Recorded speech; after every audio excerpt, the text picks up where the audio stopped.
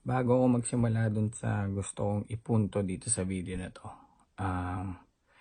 gusto ko lang muna humingi ng sorry, ng tawad sa mga fans, subscribers, followers namin ng asawa ko. Dahil sa mga nakikita nyo sa Facebook ngayon, sa newsfeed, sa mga nakita nyo sa live, narinig nyo sa live, and yung mga lumalabas pa na ibang issue, okay? Gusto ko lang mag-sorry sa inyo. Yung sa amin naman ng asawa ko, hindi na para gumawa ako ng apology video or mag-apologize ako dito kasi yung mga ganung bagay dapat privately na lang namin and internal na lang kung gagawin. Plus nasa UK kasi ako, so medyo nahihirapan ako kausapin siya kasi hindi siya masyadong nagre-reply. Actually, pag nagme-message ako sa kanya kahit gaano kahaba, sisin lang niya. So medyo nahihirapan ako na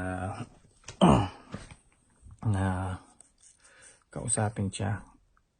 So pag uwi ko na lang sa Pinas, kasi right now nasa UK ako, pag uwi ko na lang sa Pinas, saka ako siya kakausapin para mas maayos ko.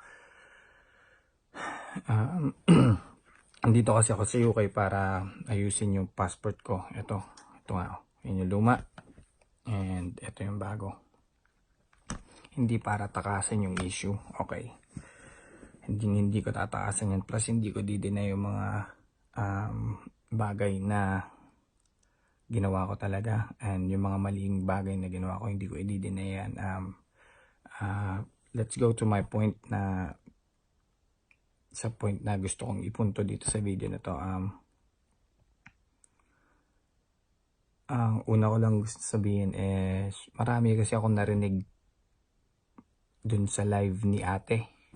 Actually, nanood ako. I was watching that. I was watching her live feed. Ako yon, kung nakita niyo yung John Gutierrez is watching. Nanonood talaga ako. Pinanonood ko siya kasi gusto kong marinig kung ano yung sinasabi niya. And may mga bagay lang dun na narinig ko na hindi tama sa pandinig ko, and alam ko yung totoo, and alam din niya yung totoo, pero ginawa lang niya or may sinabi siya dun para lang mapabango yung pangalan niya, para magmukha siyang mabait, or para magmukha siyang malupit, or para siya yung agrabyado.